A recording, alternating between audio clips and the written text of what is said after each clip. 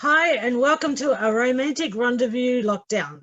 Today I have the pleasure of interviewing Kennedy Ryan. She's a Rita Award winner, a top 25 Amazon bestseller. She writes for women from all walks of life, empowering them and placing them firmly at the center of each story and in charge of their own destinies. Her heroes respect, cherish, and lose their minds for the women who capture their hearts. She is a wife to her lifetime lover and mother to an extraordinary son. She has always leveraged her journalism background to write for charity and non-profit organisations, but enjoys writing to raise autism awareness most.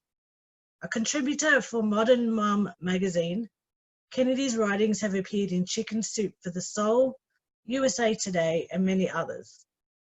The founder and executive director of a foundation serving Atlanta families living with autism, she has appeared on Headline News, Montel Williams, NPR, and other media outlets as an advocate for families living with autism. Welcome, Kennedy. Hi, thank you so much for having me. You're welcome. Thank you for joining us. It's a shame that we can't travel, and we would love to have you in Australia. I would love, it's on my bucket list actually. Australia and New Zealand are both on my bucket list. So I hope to make it there one day once all of this craziness passes and we can actually travel and see each other and maybe possibly hug again. I miss hugs a lot. Yeah, I know. I did give you a big hug when we were in Book Bonanza last year at Dallas. Yes, I remember now when you said Book Bonanza, it put it in context for me. Because when I saw your face, I was like, I know her, I've met her, I've met her, but I couldn't remember which one. Oh, yeah. I'm missing Book Bonanza this year, next year. Yeah. Next year, fingers crossed. Yeah, I hope to be again there next year. Yeah. Yes. Yeah, because I did ambush you I think at the elevators when we were at Book Bonanza. I love ambushes. That's amazing. I hope I was fully engaged and ready to hug you. I think you were, yeah. Okay, good. So that was obviously due to your reader win as well. So has it finally sunk in that like you were the first Black woman to win a Rita Award? Yes, I mean, it's been quite a journey. That was one of the highlights of my career, you know, winning the Rita that night. And just the night, the group, Sarah McLean led a team of women who created just an incredible night that was so inclusive and really honored a lot of trailblazers in romance, especially diverse trailblazers, you know, authors and editors and people in the industry that had been trailblazing and been all about making things more inclusive. So, which is very important to me. People who read my books know that's very important to me. And so that night was really special, you know, and when it was kind of surreal in the sense that when no one's ever done anything, you never think I'm going to be the first, you know what I mean? Because it had been 37 years, you know, in 37 years, no Black author had ever won. And I said this in my speech, it was kind of bittersweet in the sense that, of course, I was honored to be the first, but it was also bitter in the sense that Vivian Stevens, who was a Black editor, was one of, you know, the founding forces for RWA. So it feels just not right that I was the first in 37 years. And of course, RWA has gone through a lot since that. And there's been a lot of upheaval and a lot of controversy, and it's just put everything into a different light. But it makes me, some people have asked me, do you wish that you hadn't won the Rita, or do you not want to say that you've won the Rita or talk about it? And I always say no, you know, I mean, in the sense that for me, it just says to me that the system was, this is what I always say, it proved to me that the system was even more broken than we thought it was. And that night, three of us, because it was me, it was Minx Malone, it was Nisha Sharma, you know, those three of us made history that night. And so the system was more broken than we thought it was, and we made it through, you know, and so that's how I approached it. I'm really, really excited about this next chapter and seeing now the Ritas. I was in the last round of the Ritas, you know, it's like first and last, because now, and I think this is so perfect, they've renamed the award the Vivian. And that is just, to me, that's the perfect, I feel like it should have always been called the Vivians, you know? And I'm almost tempted to kind of scratch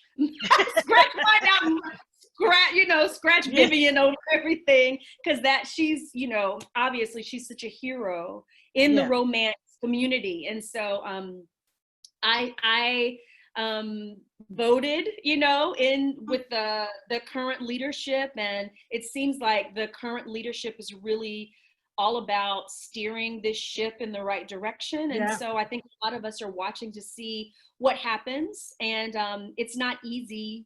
The whole world is, you know, undergoing a lot of change in our perspectives, and that, I think, is just one. It's symptomatic of what we as a nation here in America, especially right now, are dealing with. You know, that was just a symptom of a system that was designed to advantage some and disadvantage others. And so anytime I can be a part of dismantling that, I'm excited, you know, and honored. So, yeah. Yeah. So that was a long answer to your question. No, that's fine. And I know I have read that when you did win, all like Beverly Jenkins and all the other Black and authors of color actually stood up and sort of lined the way down to the podium. Is that correct? Yes. Well, Beverly Jenkins wasn't there. I don't think. If Beverly Jenkins had been there, I would have been all over Beverly Jenkins, because I've never met her, you know, and I really just, she's the kind of person who, if I meet in person, I'm sure I'll just completely break down babbling and, you know, weeping all over her shoulder and, you know, making, you know, a complete fangirl of myself. So she wasn't there that night. But there were a lot, everyone in the room really stood up, but because it was, and I say that moment was bigger than me, you know, in that night, it was about a room full of people, an industry, I hope, full of people who were taking that as a sign that we could hope. You know what I mean? That we could hope for real inclusion, real diversity, that we were taking steps in the right direction. And I think for a lot of people, that win signaled that, which is why it was so disappointing when all of the controversy happened after that. But that night, I felt so uplifted. I felt so supported, because there were all these Black authors who were kind of like, I don't know if it was formally lined up, but it's just like I was close to the front. And so as I was walking up to the stage, all the hugs and, you know, tears, you know, seeing other people crying and celebrating, it was just, I always say that moment wasn't about me. And I really try to appreciate that night and that moment for what it was, and not allow it to be overshadowed by everything that happened after that, while still understanding in context how far we have to go, you know, and how that night we didn't even realize how far we had to go. So it's kind of like two separate things that I'm always having to compartmentalize, is what I felt that night and the significance of it, and the support I felt from the industry, and not wanting to cheat that, but then at the same time recognizing that it was in the context of a very broken system that we are repairing, you know? And so, So leading on from that, because obviously that was a trailblazing moment for Black authors. Now that we have, now obviously you guys have the Black Lives Matter. Yes. And there's always been, there has been the controversy that Black authors are not being picked up by publishers, or if they are, they're not seen as much. And I know you've been on Oprah's in her book list twice and in Time magazine. How does that make you feel? I know you feel honored to be on that list. How does that make you feel with those other Black authors being on those lists and being recognized as somebody who can write not just romance, but uplifting books?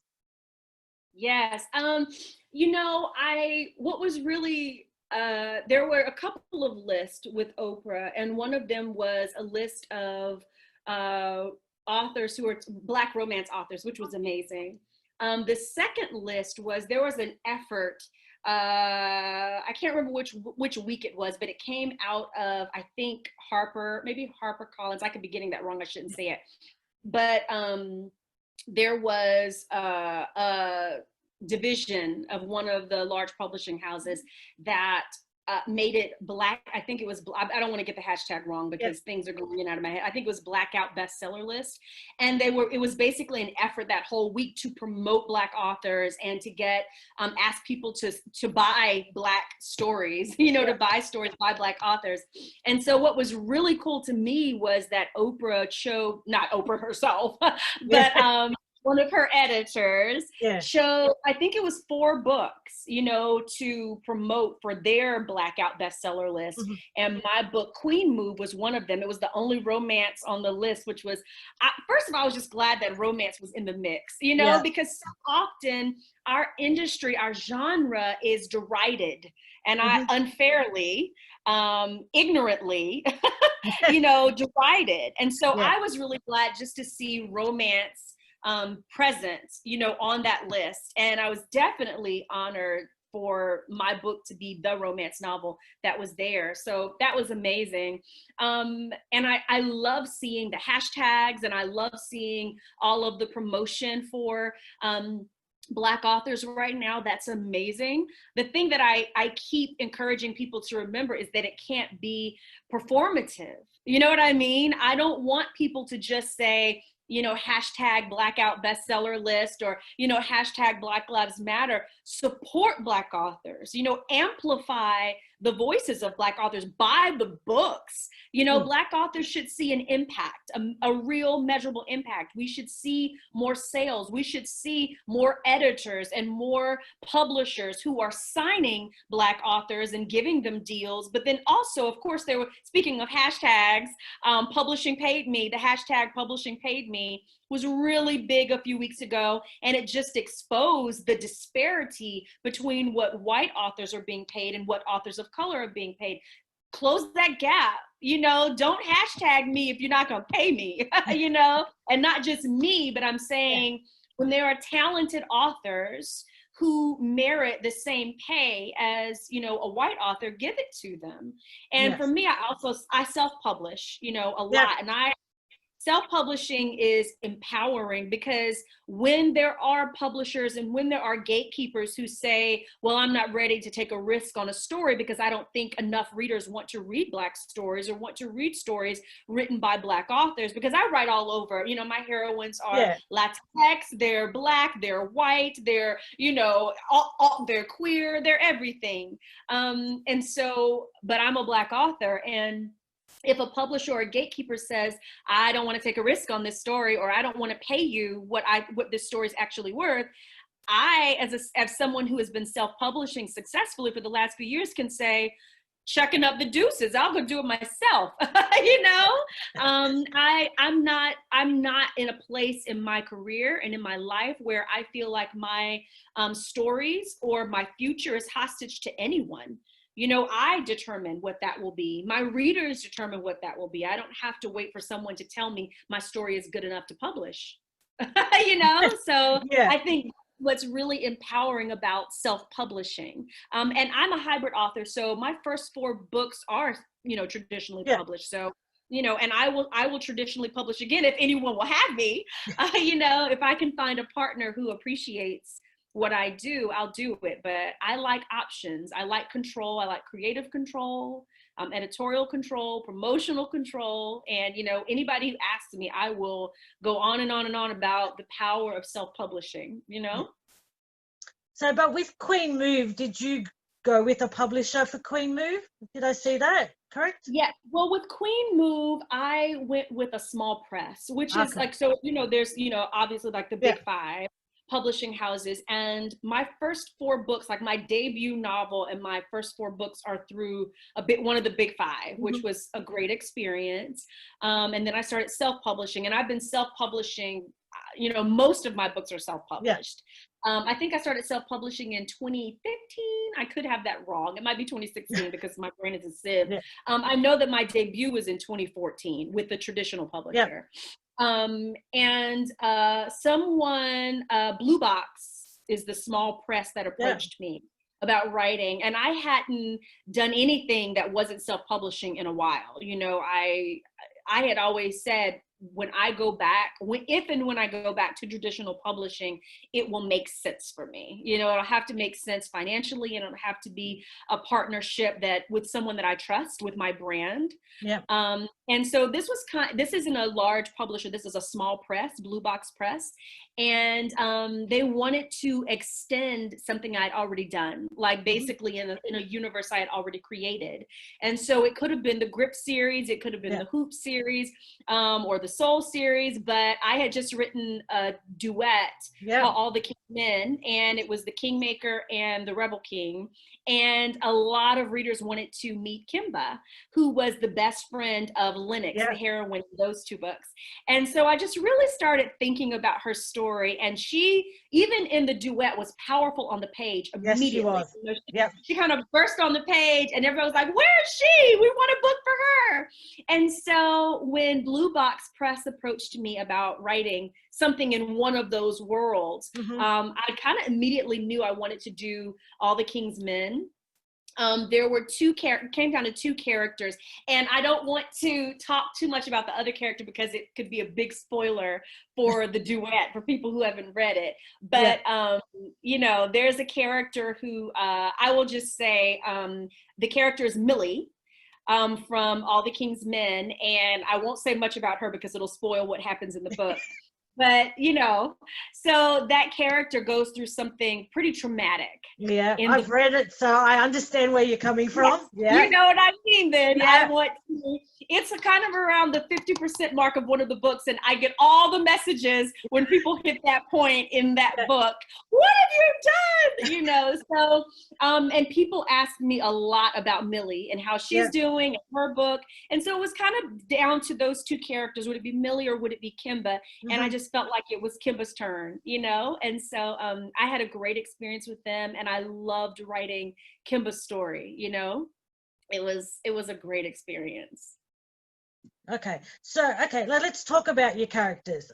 You have a diverse range of characters in your books and the fields that they work in and where they live. How do you get your inspiration for these? Because I know from Longshot you had that video of that NFL player and I think it was his fiance. Yes, and also I think they've since married, but at that point it was his fiance, and he beat her, in an elevator, and there was surveillance footage that caught it, and it went viral. So everybody saw it, and it was horrific. And the way my brain works, I immediately started thinking romance novel, not that the abuser would be the hero, but the reason I started thinking, and some people will be like, are you glorifying abuse? And I definitely am not. For me, romance is what I write, and that's the platform that I have. And so there are a lot of things I feel very passionately about. And since this is what I write, this is the context in which I can dialogue about those issues, but in the context of an epic love story, whatever those issues are, for Longshot, obviously, the whole Hoops universe is professional basketball. In the US, that's the NBA. And so the first hero, August, is a baller. He's he's a basketball player. The second one from Blockshot is Jared, and he's a sports agent. And then the third one, Keenan, is also a basketball player, but a veteran basketball player. August is a rookie, veteran. Keenan's on the verge of retirement. So that whole world, kind of dictated what those professions would be. And when I got the idea for Longshot, I had no idea I was going to write those other books. It It wasn't like that. And when you ask what inspires me as far as writing these characters for All the King's Men, for people who haven't read that book, it's a lot. Like it's it's 2 books, it's over 200,000 words, Yeah. with context. So it's an epic book. The story starts when the heroine is 13 years old, and she and the hero in their late 30s by the time it's over. So it's an epic kind of story. And they meet at a pipeline protest, which is not your typical meet cute in a romance novel. But I was watching what was happening with DAPL, which is the Dakota Pipeline controversy that was here in America, where there are corporations that are building pipelines on sacred or protected Native grounds, held by Native American tribes. And that was a huge, huge controversy here in America, but it's not just in America. That issue, the broader context of that issue is colonization, is, people coming in from the outside and appropriating those customs, those cultures, stealing that land. And so that really inspired me. And that's what watching that controversy unfold is what inspired the All the King's Men duet. So, it just depends. With the Grip series, that's its own thing. My fans are, I don't even like to say fans. I don't know why it makes me so uncomfortable to say fans. Readers, I don't know. It's just so weird. But readers really, I would say that the Grip series is probably my most popular series. I would agree. Even though Long Shot and the Hoop series, people love that. Everybody has their favorites. Long Shot winning the Rita drew a lot of attention to the Hoop series, but when it comes down to it, readers love Grip, and I almost didn't even publish that book. Like, it was written and everything, and I was so afraid to publish it because there wasn't really much of a blueprint for a romance novel that dealt with those issues that I was seeing that was more in the mainstream, which is, they address issues of things that are very relevant now, issues of police brutality, mass incarceration, wrongful imprisonment, and then of course bias against interracial relationships that still exist.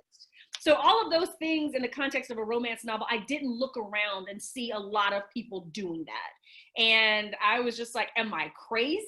Am I going to burn my career to the ground before it even gets started? And I'm so glad that I did publish the Grip series because it changed my voice. It clarified what felt real to me, and what I really wanted to write about, which was substance. I wanted to write about the things that really I'm passionate about.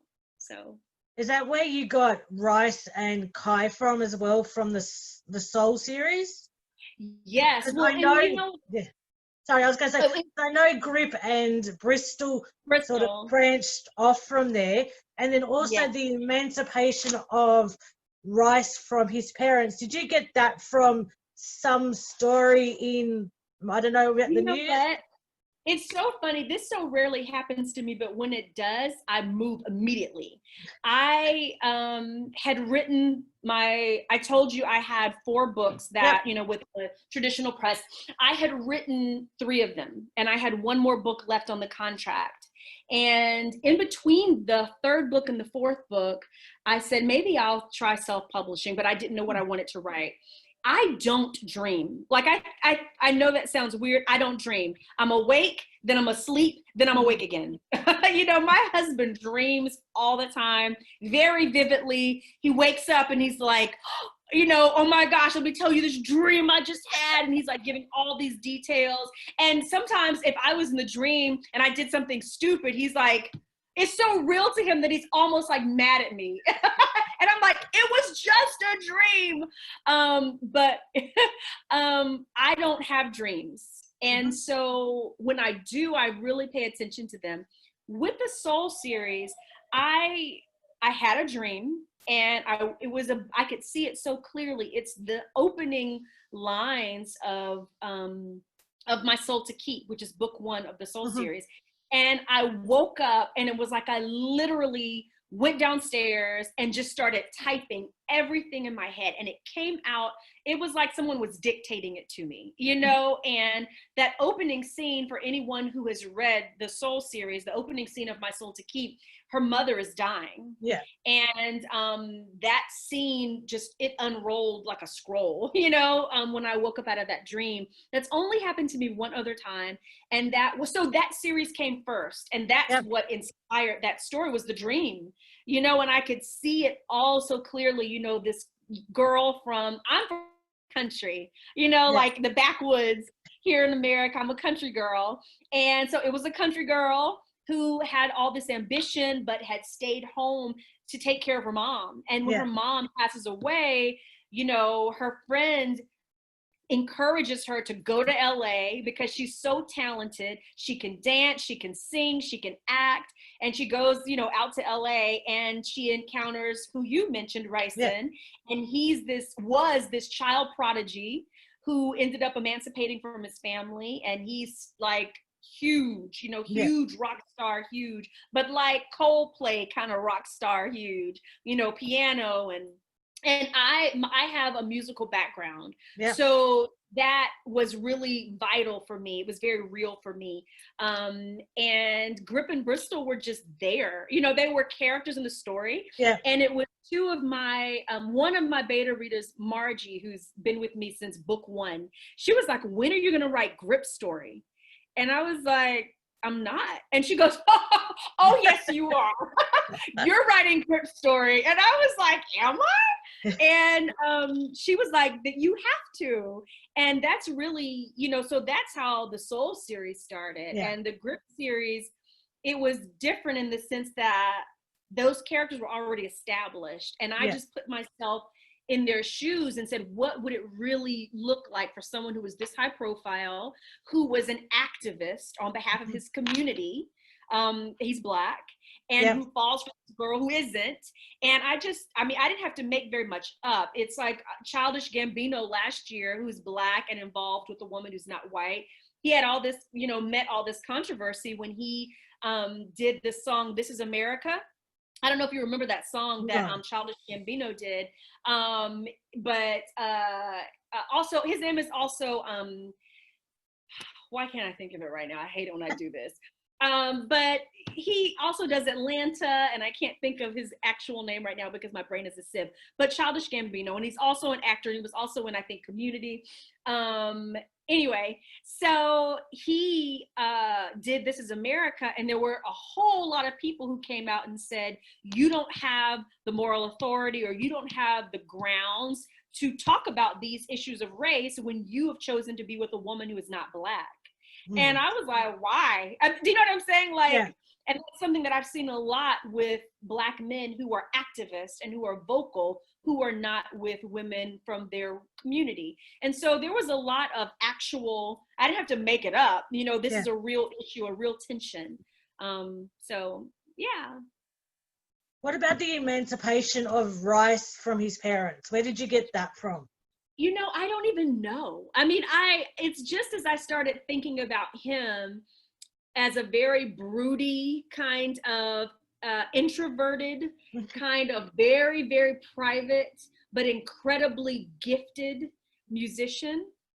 As I started thinking about him like that, I started thinking, what was his childhood like? If he was a childhood prodigy, what was it like for him? And you can look around and see how misdirected a lot of very, very young, very, very talented people end up. And that's kind of what I looked at, was what did his relationship with his parents look like? And, you know, how bad could that have possibly gotten? And it just kind of grew from there. So, but I need to revisit the Soul series because it's so long ago. Yeah. I don't forget about it, but people focus so much on the Grip series, so much on the Hoop series, so much recently on All the King's Men and Queen Move, which is in the same world as All the King's Men, that I forget about Rice and Kai. Until somebody's like, don't forget about them. They were my first, you know, so I need to give them more love. Okay, so your characters and your writing obviously draw out lots of emotion. Like when I'm reading your stories. Like I just finished All King's Men and Queen Move, and some of those, even like Long Shot, I cried, I yelled at the characters. I cowered like in Long Shot. Like you just feel her pain. And like obviously you're yelling and screaming in your head, and you just want to throw it and go, I don't want to read it anymore. Yes. How do you feel when you're writing that, and how obviously your readers tell you how they feel when they're reading? How does that make you feel? How does how they feel make me feel? Yeah. Sometimes guilty. All the tears.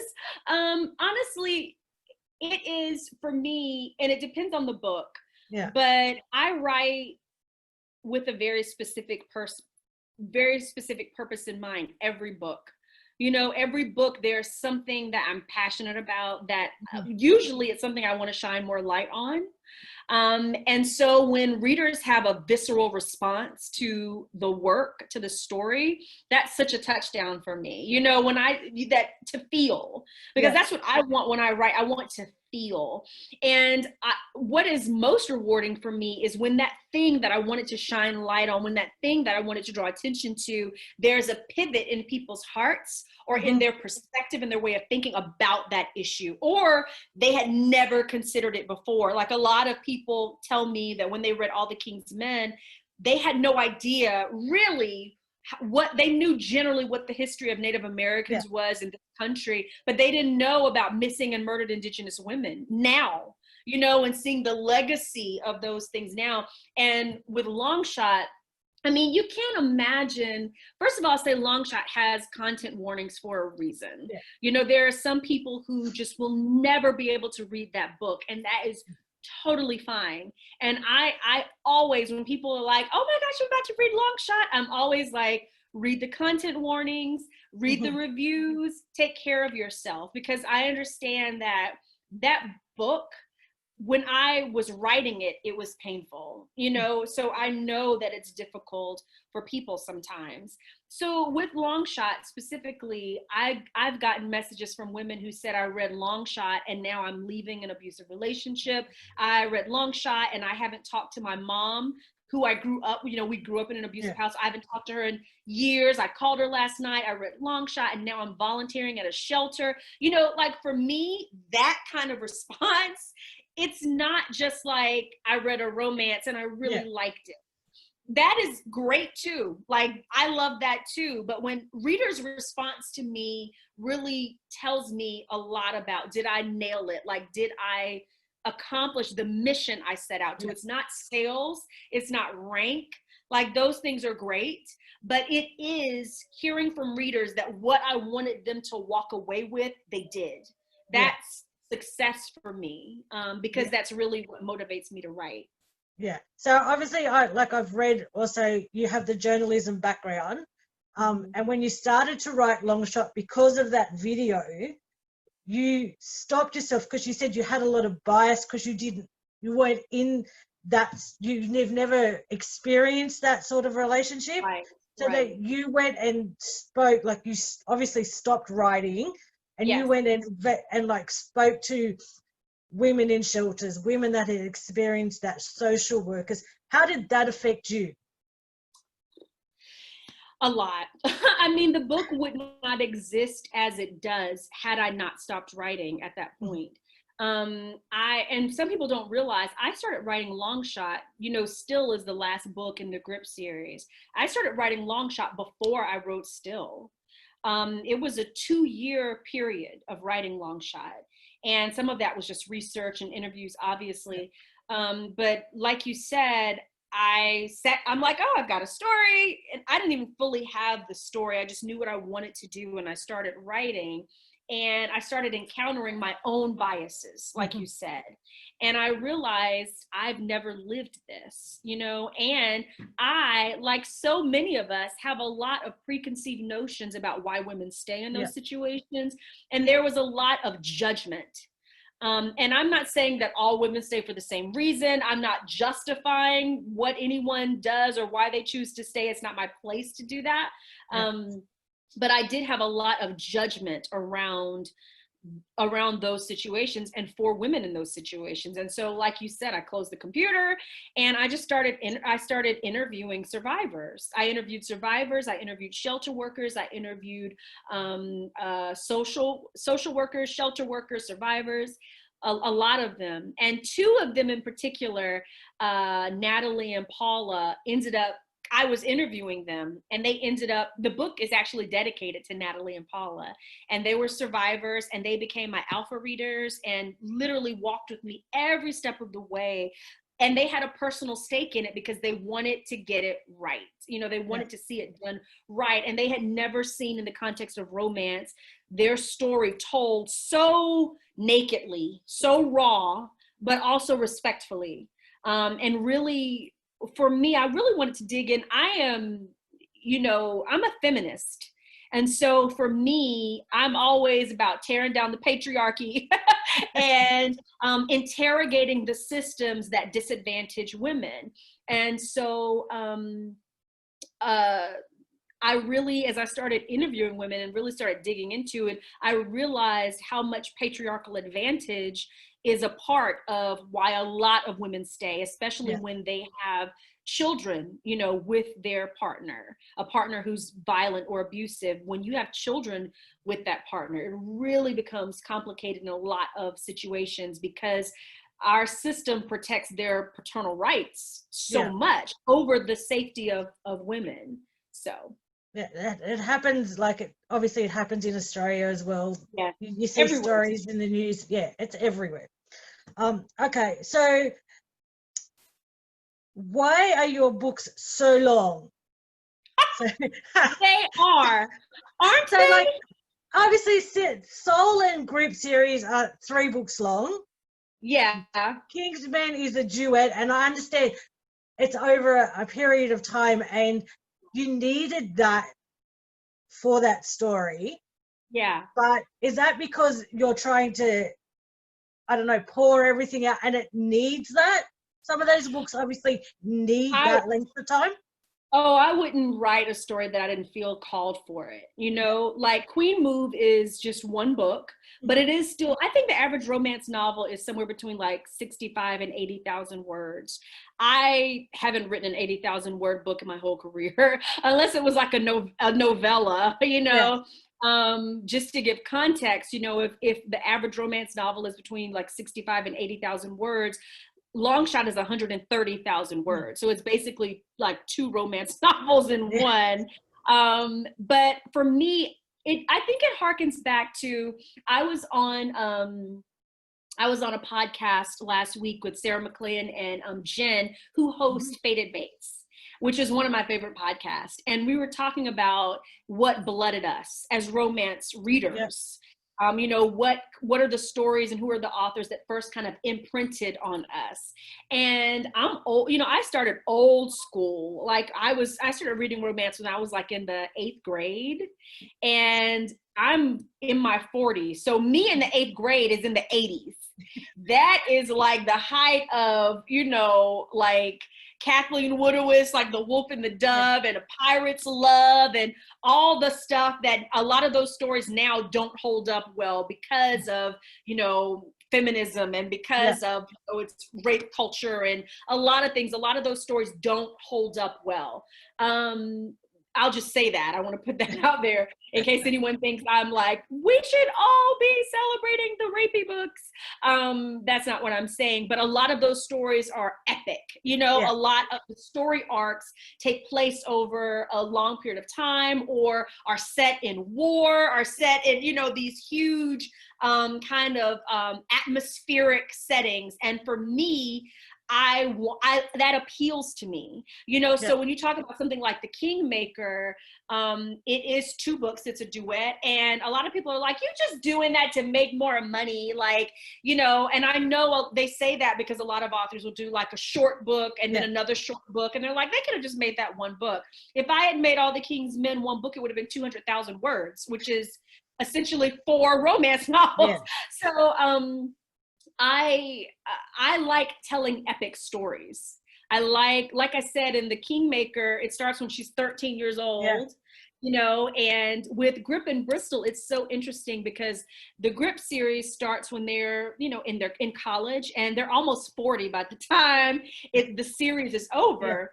And I had only planned to write Flow and Grip. You know, Flow is a novella that sets up the book Grip. And people were like, write more. And I was like, no, we're done with Grip. They're together, they're happy. But I sometimes don't do weddings. You know, a lot of times in a romance, it's like they're married, they're engaged. Grip ended, they weren't engaged, they weren't married, they loved each other, they were together, but that was it. And I said, I'm done. And, you know, I told you how I don't dream. And so I had told people I'm done writing Grip. It's just these 2 books and we're done. And I dreamt it was a Sunday morning. I'll never forget. It was a Sunday morning and I woke up, and for people who have read the 3rd book in that series still, that there's a poem that is vows. And it's for my readers, it's like a touchstone. You know, they get these things tattooed on them. I have so many readers who use this as their wedding vows. You know, when they renew their vows, they use these. They print it out and they put it on their walls. People have sent me paintings. You know, this poem is so crucial to the arc of the Grip storyline. And I woke up one Sunday morning and the poem is like fully written in my head. Like it literally took me 2 minutes because I didn't have to think of it. It was just there. And I literally was on my phone, like typing it as fast as it would come out. And that's, like I said, that's only happened to me twice. And after I wrote the poem, I was like, and it's still, I was like, I have to write a 3rd book. Like, that is what this is. This is the, you know, seed for this 3rd book. And I mean, I knew it so strongly about that book. Immediately, I went on to Goodreads and added the book and then posted it and was like, hey, we're getting the Grip book. I'm walking away before I change my mind. And that book is one of the most emotional. I don't know if you've read still, but it's one of the most difficult books I've ever written, and it's very, like you said, very emotionally wrenching, very much so. You know, but I'm very proud of that book. I'm very proud of that whole series. Okay, but I guess did I answer the question about why the books are so long? That's okay. Which book or series would you like, if you had optioned, to make into a movie, and why? Wow. So funny. I probably Long Shot would be one. And I think it's because when people read that book, they're on the edge of their seat, like the whole time, like what's going to happen. And they don't feel, even though they know it's a romance, people don't feel like they don't feel like they're guaranteed a happily ever after. Like when you're reading that book, the whole time you're like, how is she going to get out of this? How are we going to get to a happily ever after? How is this going to, you know, how is this going to work? And I have so many people who they wear their Apple Watches, and when they are reading that story, the Apple Watch reminds them to breathe, and they're like, I didn't know I was holding my breath, you know. So I think that could translate to, you know, cinematically. I would love to see the All the King's Men world, including Queen Move, because when you look at All the King's Men, there's so much there. You know, there's a pipeline protest, there's climate change, they're in Antarctica, they're in Amsterdam, they're in DC, it's politics. So there's so much, you know, food there and to really provoke, and it's all very current. You know, it's all very like right now, what we are as a world negotiating right now. But then I'd also love to see the Grip series because the music is there and the poetry. And for the Grip series and for the Soul series, I wrote original poems and original music for those series. So, you know, that would be fun. And people are always like, why can't we get somebody to record, you know, the songs from Grip and from more from Grip? Could you get somebody to record those? And I'm just like, no, you know. So. Okay, so for the past few years, I know you've had an auction called Lift for Autism. Yes. And I know the romance book community has got behind you. Yeah. As part, I was a blogger, so I was part of that as well as promoting it. Thank you. And I know that is because your son is autistic, and you had a lot to do with your foundation that you started. And I did read that you were starting to step away because it was just so much going on in your life. Yeah, it was. I mean, I started the foundation when he was very young. My son is 19 now. And so he was diagnosed when he was 2. So we've been living with autism for 17 years. And I ran the foundation for 13 years. So I started the foundation before I had, you know, my first publishing deal, before I was doing this. Yeah. And also there was a real drought as far as services and when we first started, organizations that were doing the things that filling the gaps I saw in the autism community, specifically here in Atlanta.